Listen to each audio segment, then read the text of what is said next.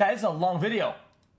Hidden behind Border Patrol vehicles and makeshift tents were hundreds upon hundreds of migrants, all of whom who hopped the U.S.-Mexico border in the past couple of years. Did he re-upload it then? It was a shocking sight to see. Oh, it's part 2. Is it good or not? All around the world, herded like cattle on the cold desert floor, sitting in silence, awaiting an uncertain future. Oh, you know, Chad, why not? It's a good video. Despite these conditions, spirits are generally high.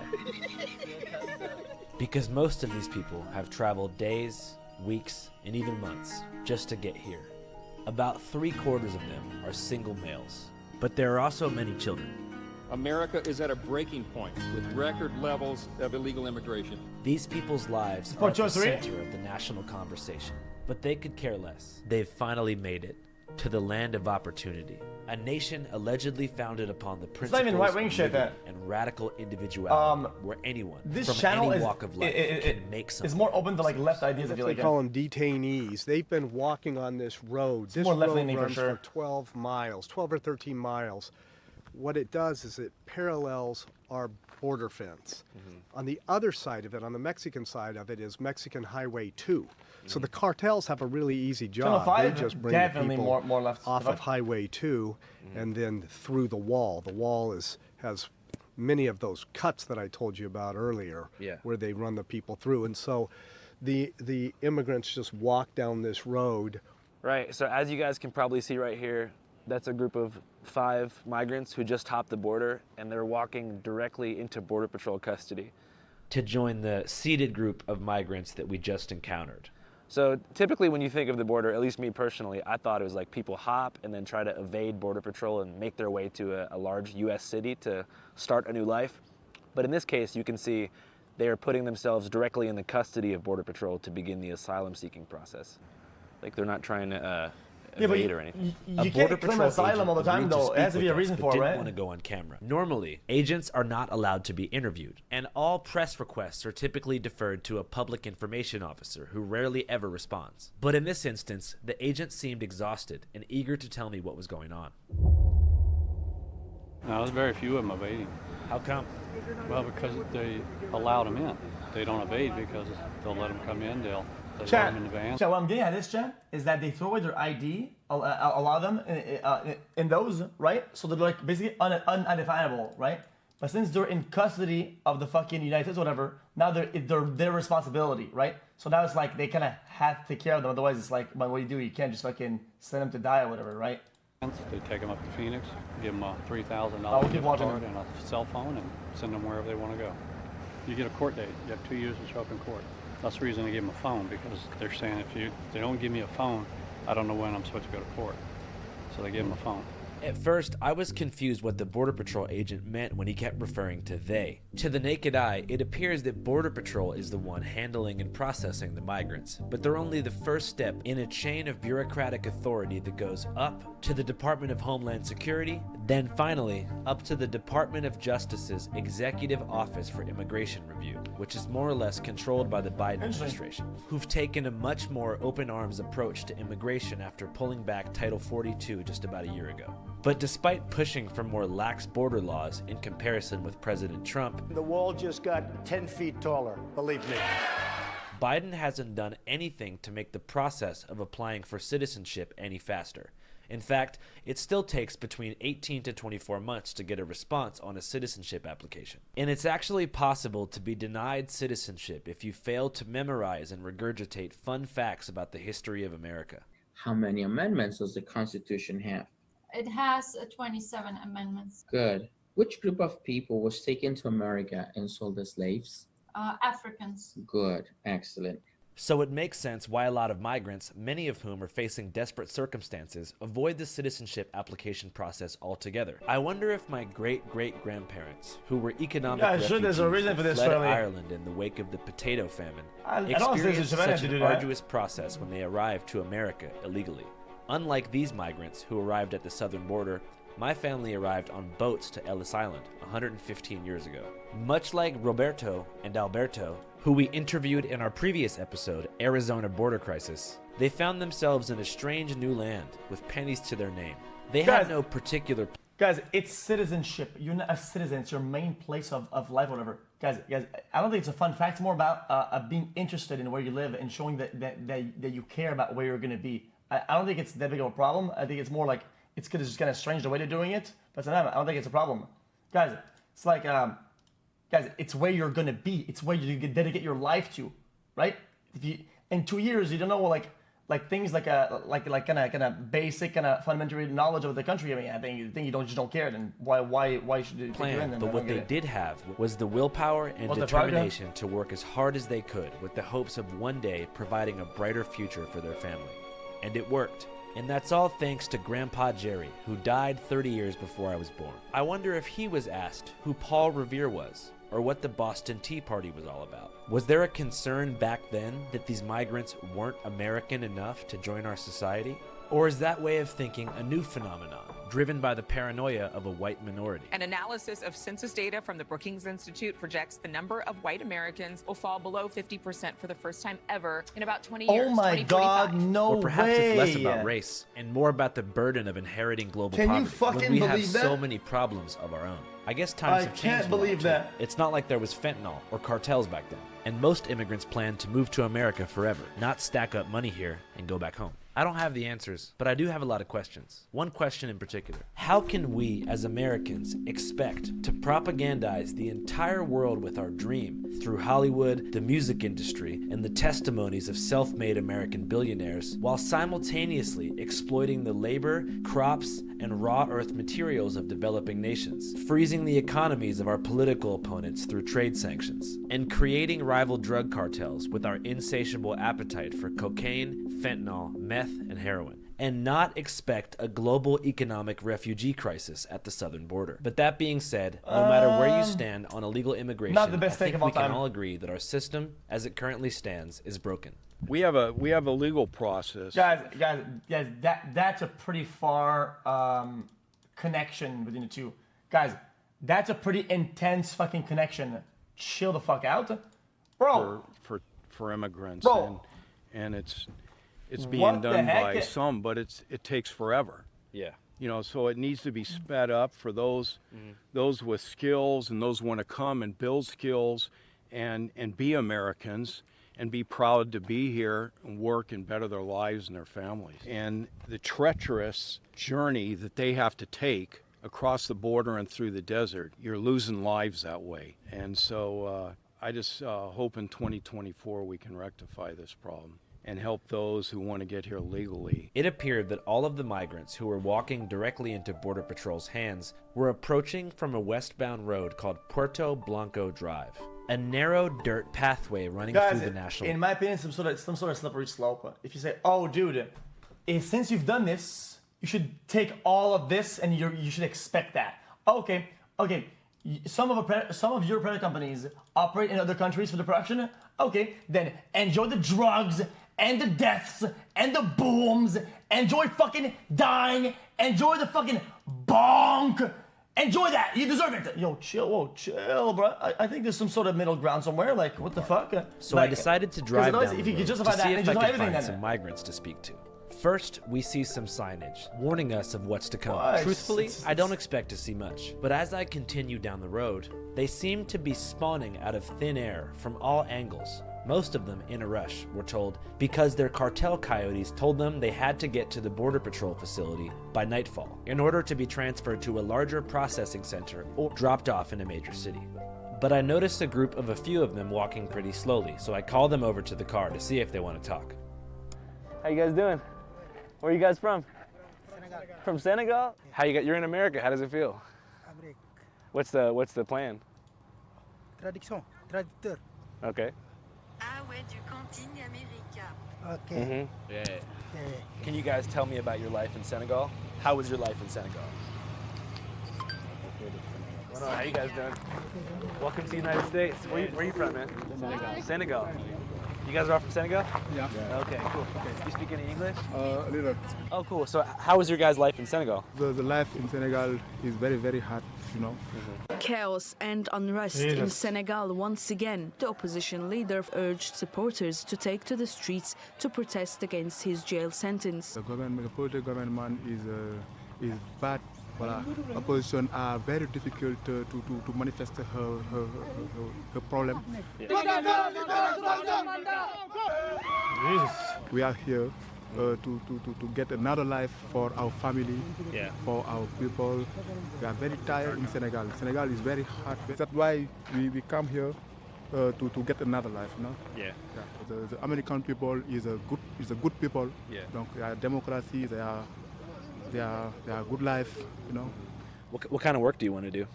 Me, I was a soldier in Senegal. I do two years in the army, you know.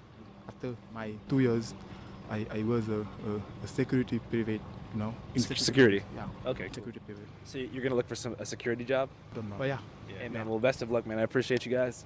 Hope everything goes well. Okay. See you guys later. See you, man. Thanks for talking to us. Yeah. See you guys. Bye, guys. After stopping to speak for a bit, the group of Senegalese men headed westbound, toward the Border Patrol facility. We, however, kept driving. As you continue to drive along the border wall, you can see people popping out from under the wall in a specific part of the fence that's being guarded by an SUV on the Mexican side. Nearby, I see a group of mothers and children who appear to have recently just crossed the wall. They tell me they're migrants from Michoacan. The mother of these children, who personally financed their trip, says she's willing to talk to me. Mi pregunta es, ¿cómo fue tu vida en México? Pues muy cruel, hay muchos asaltos, matación, todo eso. ¿Es muy pobre? Sí. ¿Por qué quieres ir a los Estados Unidos?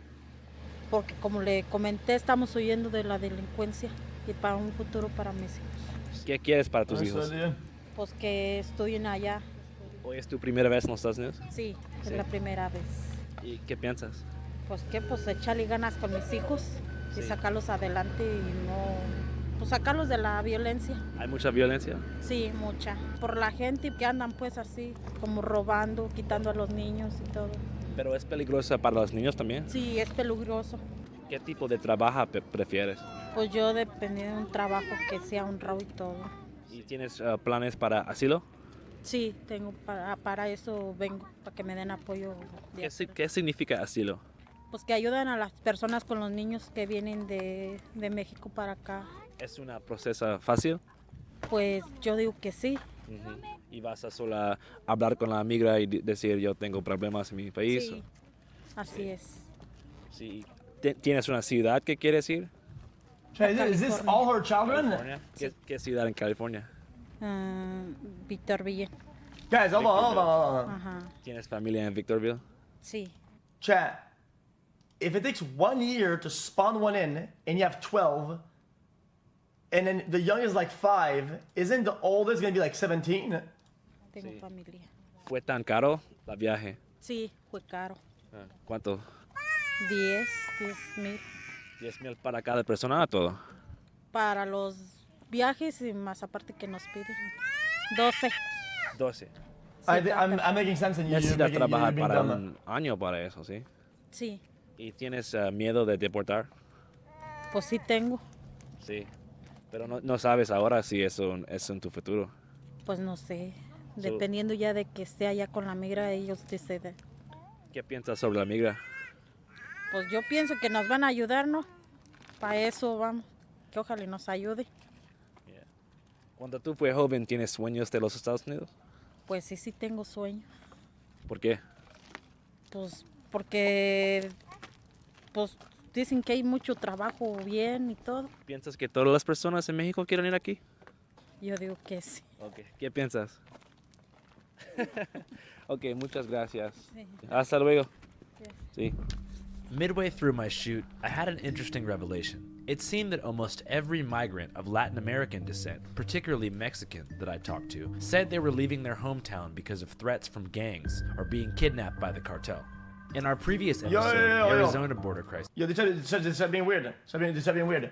Yeah, there is a lot of work, and yeah, there is a lot of jobs, and yeah, a lot of fucking privileged fucking American Andes. Unfortunately, they don't want to fucking do those fucking jobs, man. If people don't, there is a, what the fuck are you on about? There's a fucking ass fuck ton. People don't want to do shit, motherfucker. Have you ever hired people, dude? You guys live in some sort of bubble, motherfucker. What is wrong with you? We spoke to two different migrants, Alberto and Roberto, who reported similar stories. Dude, with their conditions and some of their place of work and what they are used to in their country, you know how hardworking some of these folks are? They're incredibly fucking hardworking. They're incredibly disciplined. It's ridiculous, dude. And the fact you're like, oh, dude, oh yeah, oh sure, work, dude. Yeah, some of the shit that you won't fucking do, motherfucker. What the fuck is wrong with you? Por los carteles nos sacaron. Se sacaron de las casas. ¿Qué ciudad de México vives? En Veracruz, es que gobierna el cártel de Jalisco. Sí. Sí, pues te piden cuota y como si no tienes dinero, ¿de dónde les vas a dar? Sí. Y pues te sacan de tus casas. Que somos el grupo Matacetas. Y estamos amenazados que no podemos regresar. Hay mucho movimiento de eso de las drogas y todo. Sí. Muy feo. However, many locals and law enforcement personnel believe... Listen, chat, guys, I know you may guys say, oh yeah, I'm privileged, whatever. Guys, I've had a lot of rentals and a lot of houses in LA, whatever, chat, and I hired a bunch of people for a lot of shit. Like, guys, I'm talking like in total over the years, chat, like hundreds of people that did like fucking landscaping and construction jobs and something. One time my roof broke a bunch of times, and I remember, dude, these guys, like, they went so fucking hard, they're insane, dude. And then, dude, I give like a fucking $100 tip, $200 tip, bro. They're like so. It was like something else, man. It was something else, bro. These are very hard working. They're being disingenuous when they make these sorts of claims. Because applying for asylum requires the proof of persecution or imminent danger. During the asylum-seeking process, it's typically not enough to declare that you're simply poor and looking for a better life elsewhere. You have to provide ample justification that it's actually dangerous for you to stay in your hometown or your home country. And even then, many claims are rejected. And so claiming that the cartel is personally after you is a really easy way to be granted asylum, especially because there's no real intelligence apparatus to confirm or deny the authenticity of this threat. The concerned citizen of mysterious origin who we met at the Arizona border last episode claims that cartel coyotes that control the human smuggling route around the Lukeville Gringo Pass area are coaching these migrants in how... Just wash my hands. Wash my hands. Oh, 10 seconds. Guys, some of them do it right, though. Let me understand, like, yeah, it's not all like that, you know? Like, yeah, there are bad apples, but like, some of them do it right, yeah? And it's not like, oh, dude, these guys, it's just fucking drug and violence and blah, blah, blah. It's like, dude, chill, bro. It's not all like that. To explain themselves to press and Border Patrol agents. The cartel or somebody is coaching them because they virtually say the same thing. Oh, that their lives are in danger from gangs in these areas, and they've been threatened with kidnapping. And we've even found a notebook that had those kind of answers written down as if the person was rehearsing these statements to say when they were, when they confronted the Border Patrol. To be honest, this made perfect sense to me. I'm not for a second dismissing that narco violence has had a significantly negative impact on the civilian population of Mexico, especially in places like Ciudad Juarez, where hundreds of women have been found murdered for no apparent reason. But I found it difficult to believe that cartels were systematically kidnapping local children in their own communities and squeezing their non-affiliated, already struggling parents for ransom pesos. It seemed like they had bigger fish to fry, like supplying the open-air trank market of Philadelphia, or the fentanyl market of San Francisco. That being said, even if these migrants were lying, or at least greatly exaggerating the cartel threat, they've still gone to extreme lengths to reach the United States. So their situation back home was obviously pretty hopeless. If anything, it's more sad that they have to present their situation in this way in order to be able to engage our immigration courts. However, some... Guys, if they do it right though, Chad, is there another way to be able to achieve that legitimately and do it right? Like if you want to do it the correct way, does that work? Or they have to do it because it never works? Some people, like the gentleman we interviewed, believe even the poverty they claim to come from is also a lie. The part that alarms me, what you used to see, 10 years ago, you would find these cheap Chinese-made camouflage backpacks. What? That were purchased by the crossers in these border towns. And they would get across the border. The backpacks would invariably break or something like that. Now we're finding these Louis Vuitton leather backpacks. We found one just the other day that was lying on the ground. We opened it up. In the top compartment, there was a bottle of cologne and a UCB C cord. Neck pillows. This is a different demographic completely. I decided to walk through the Sonoran Desert to see if what the man was. Wait, dude. Okay. You can say designer shit is dog shit, and you're right? But at least the build quality is really fucking strong. Why do you think they're broken? Because they're fucking fake, you absolute moron. If they're fucking broken down and shit like that, because they're just fake, they're just replicas that are worth like $4. Was saying what was the true fuck? by inspecting backpacks left behind by migrants. You guys, guess what it is? USB-C charger. Shh, staying fresh. Another luxury item. Yeah, this is it's kind of like a passport. It's an international certificate of vaccination stamped like a lifestyle, the Republic of Guinea. Let's see what else is in here. Oh, and lo and behold, the aforementioned, totally authentic Gucci slipper. We spoke to this gentleman earlier, if you guys remembered, who mentioned that these migrants, unlike the old migrants, are bringing like luxury items like Gucci purses, Louis Vuitton flip-flops, Louis Vuitton, Prada bags and stuff like that. And so as you can see here, someone has left behind a Gucci slipper, but as you can see, it's not actually Gucci. It says on the heel right here, Zaza. Obviously in America, Zaza. No, I love those. Zaza. What's Zaza? Where's Zaza? Zaza. No, hold on, Zaza. Zaza is the best weed in Florida. Best weed everywhere. Come on now. We don't bullshit. But internationally, I would assume it is a variant knockoff of Gucci with the pattern, which leads to another theme, which is the mass production of knockoff luxury and designer goods in the third world. I don't know if you guys have been to Vietnam or Nigeria before, but places fucking Gucci down. Another thing I noticed along the border fence were blue flags and water stations that were placed every quarter mile on the way toward the Border Patrol facility. Yes, as you guys can see, pretty much all along the border fence, like this entire way, every quarter mile or so, you'll see these giant blue flags. I'm not sure who puts them there, but they're basically what I'm assuming to be emergency medical services. They have like a giant thing of water right here. So if you want to get some water, you can obviously get some water and shit. They have cups here. Upon further research, these tanks of water and flags are left behind by Humane Borders, aka Fronteras Compasivas, an Arizona-based nonprofit that sets up hundreds of water stations along the border to provide hydration to migrants, which in the summertime, as temperatures can rise to above 120 degrees in the desert, can be a matter of life or death. People dying out in the desert. They were dying because they didn't have any water.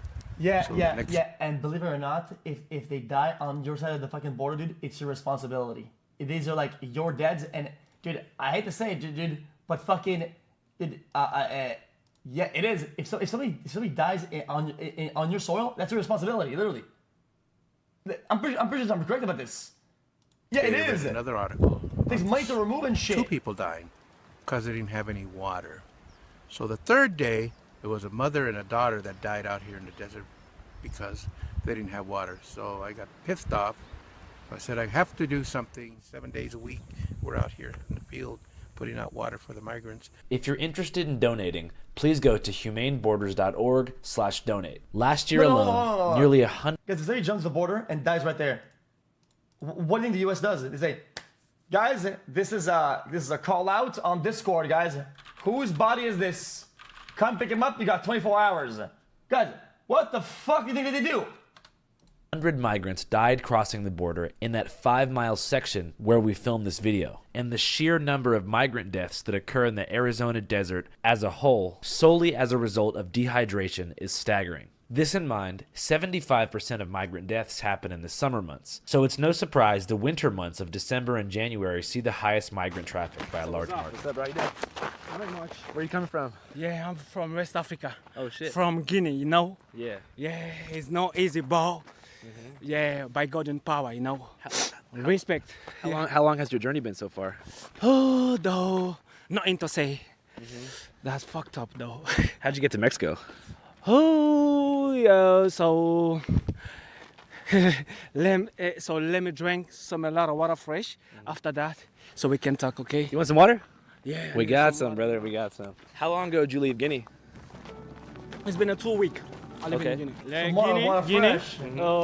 After Guinea, so Senegal, Dakar, to take to the plane to go Istanbul, 28 hours to escort. Then Istanbul to Bogota, Bogota, San Salvador, Nicaragua. So you pick up the car to go to the borderline to Nicaragua and on. Jed, this is why claiming asylum doesn't really make sense at this point, right? Because with all the travels, all the options that are happening, you're bound to find another asylum country before getting all the way out. That's why it doesn't really make sense, because there are a lot of other countries that are also open for asylum and can help, whatever, but then they do all this, and go to America.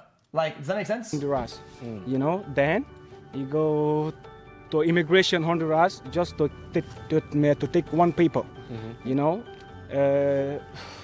Then take a bus, Honduras, Guatemala, Mexico. No, you're Mexico, right, chat. the cop is... Oh, no, good cope, chat. Got it, man. The plane was locked in. The ticket was one way. They found him. It goes nowhere else but those places. They have to go on that route. They're stuck on the flight path. They cannot get off of it. It's locked in. Mexico is fucked up, though. The cops. It's a bug. My bro. It's a scuff. It's like getting the Mexican fixed Border now. Patrol. Mexican boy, Joe, I spending $5,000. They extorted you. Yeah, though. The guy is take me my watch, my heart, in my airport, you know, because I don't have the money, man, you know, in my pocket. I use my car, my bank, my car bank, you know. So you finally made it to Mexico, and then what happened? Then finally Mexico, we take one bus to go Chapachula. Chapachula is too far. Then, Chapachula, we take one bus again to continue Arriaga. Arriaga again, we take a taxi, the yellow car, then bike, horse, to the three cycles bike. After that, Xujitan. Then after Xujitan, Mexico City. Mexico City, we go to the bus station to buy a ticket.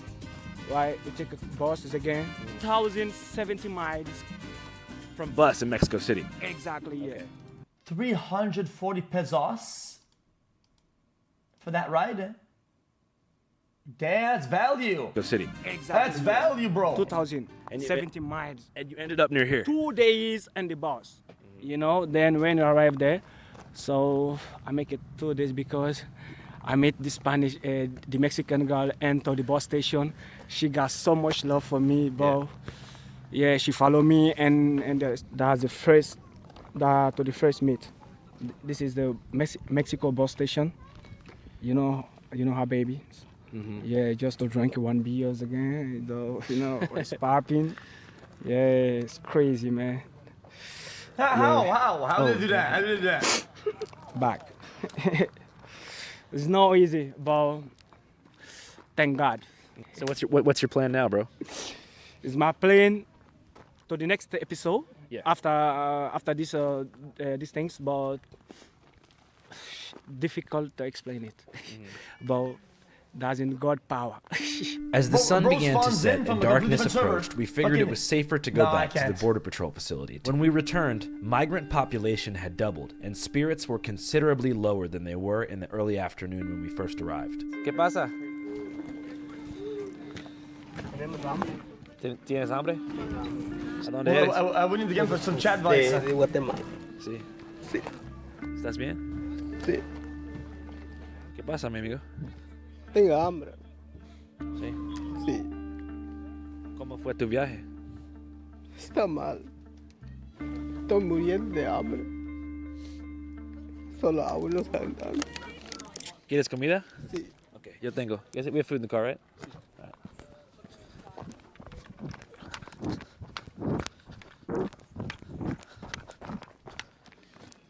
Gracias. Sí. ¿Qué es tu nombre, amigo? Miguel Yat. ¿Qué? Miguel Yat. ¿Qué? Miguel Yat. ¿Cuántos años tienes? Tengo 34. Sí. Guys, oh no. Sí, tengo. Because I can always see the fucking TikToks, dude. They're gonna come with this shit, dude. They're gonna bring their like Plinko gambling machines or whatever the fuck. But they play the game and then they get like a fucking bottle of water or a fucking sack of rice. Oh no. I can always see it, dude. Tengo 4. Son 6 mis hijos. 3 varones y 3 mujeres. ¿Y ellos viven en Guatemala? No, sí, vivo en Guatemala. Sí. Sí. ¿Y por qué viajes a los Estados Unidos? Pues es que allá no tengo terreno, no I tengo didn't say casa offensive, bro. donde If you vivir. know about the Hunger Games, you know. Por You esa know, you razón tengo que viajar, bro. Sí, pero tengo que esperar la voluntad de Dios. Sí. ¿Crees en Dios? Sí, soy cristiano. Sí. ¿Católico o no? No, soy evangélico. Sí, soy evangélico. ¿Y qué quieres hacer aquí en los Estados Unidos? Quiero superar, sacar adelante mi familia. ¿Quieres trabajar? Sí, quiero trabajar. ¿Qué tipo de trabajo quieres Lo que hacer? sea, lo que caiga, yo rasque mi vida. Sí. ¿Tienes una ciudad que quieres ir o no? Lo que sea. Sí. Mi cuñado me va a encontrar allá en Estados Unidos. Sí. ¿O es tu primera vez en los Estados Es mi Unidos? primera vez. ¿Qué piensas? Sí. Sí, estoy pensando en viajar, pero lamentablemente salió muy mal el viaje.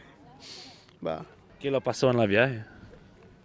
Pues mire, cuántos días ya llevo un mes de venir acá y pasando en los bodegos y así está pasando también. Y aquí no hay comida, no hay nada. Sí. ¿Cuántos días fue tu viaje? 30 días. Ya lleva 30 días ahorita, un mes cabal. ¿Fue caro? Sí. Sí. ¿Cuánto cuesta para todo? ¿Cómo así? ¿Cuánto cuesta para usted viajar? Como 100,000. Sí, 100,000 me están cobrando. Sí. Y como para pagar eso, si no me voy. ¿Fue peligroso? Sí, fue peligroso. ¿Por qué? Porque nos venimos escondidos. Chat, I'm gonna go, guys, I'm gonna be honest with you, chat. Guys, I'm getting ADG chat. I'm gonna put some RP, to be honest. ¿Sientes que la gente americana está bien? Guys, Sí, I'm still in the middle chat. bien, We pero guys, no, we'll finish it pongamos later. uno, si va a encontrar uno, lo matan porque no lo conozca uno. Midway through my interview with Miguel Yeah, that's good. Yate, I began I'll to give Danny put two and two a together. roll. When Miguel referred to having to hide a lot while crossing the border, he wasn't referring to coyotes. He may have been referring to one of the many civilian border militias that often lurk the perimeter of the border fence. The local sheriff does not welcome their presence on Arizona's border with Mexico. What? Hold on. From their presence Wait, there's no mag in there. on Arizona's border with Mexico, but they say they're not breaking the law. In many documented cases, these militia groups are alleged to have opened fire indiscriminately on migrants crossing the border fence illegally. Sí. ¿Tienes familia o amigos aquí? No, no tengo. Vengo solo. No tengo nada. ¿Solo? Solo vengo. ¿Vas a hacer asilo político? Sí. ¿Es fácil para hacer eso? Pues no sé, fíjate. Me concede un trabajo, va. Me voy con usted. Necesito recuperar mi familia, más seguro. ¿Tienes una esposa? Sí, tengo. Sí, por eso tengo que salir. ¿Qué tipo de trabajo te gusta? Pues lo que hay, yo voy a trabajar. Lo que sea, sí, voy a hacer. ¿Puedes hablar inglés? No puedo. No, solo español. Pero puedes decir cosas como hello en inglés, ¿sí? Puede ser, sí, aprendiendo. ¿Hay mucha gente de pobreza en Guatemala? Bien hay. ¿Y cuando tú fue joven, fue pobreza también? Sí, por mi pobreza. No tengo casa, no tengo terreno. Es la misma. Por eso tengo que ir a ganar dinero para superar mi familia. ¿Dónde vive tu familia ahora? ¿En una casa? Pues en un... Oh, chat, guys. I'm over it. It's long video. Given the amount of people I saw gathered nearby. So I figured the best place to continue doing interviews was actually inline, where Border Patrol agents were checking migrants' passports and photographing them for documentation purposes. Despite a gentleman's earlier claim that we have no idea who these people are because they... Yeah, I was in a letter. Yeah, true. Guys, I wasn't even making a weird comment earlier. Look. I'll show you. It's this shit. Guys, people who take advantage of fucking people's like fucking hunger and shit, and they make videos where they fucking make them like challenges for fucking food and shit, dude. But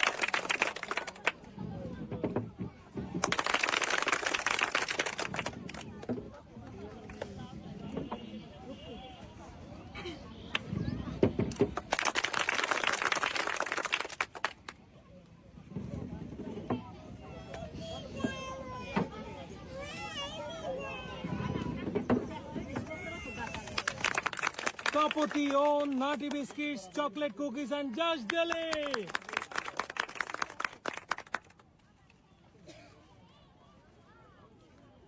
like, what the fuck?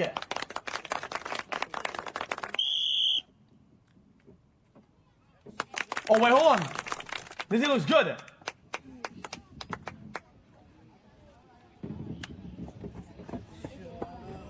Oh my god.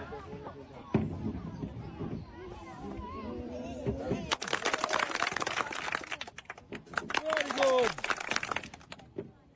Oh.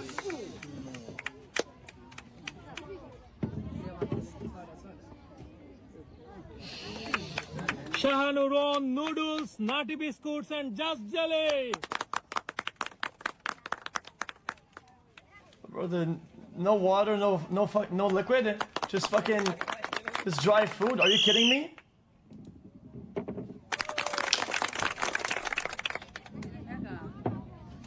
Oh, dude, hold on.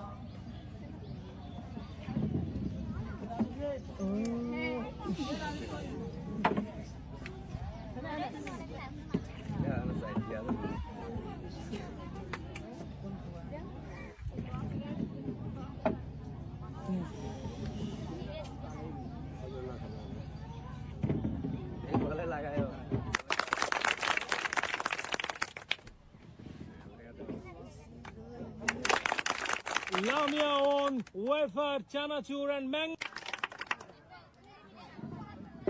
Oh, wait, hold on.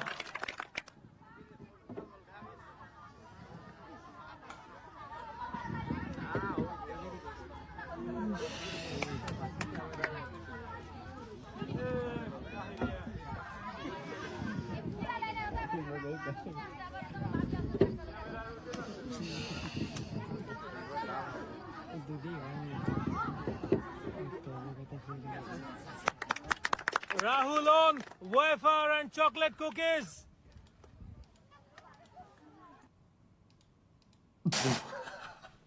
Yeah, man, come on.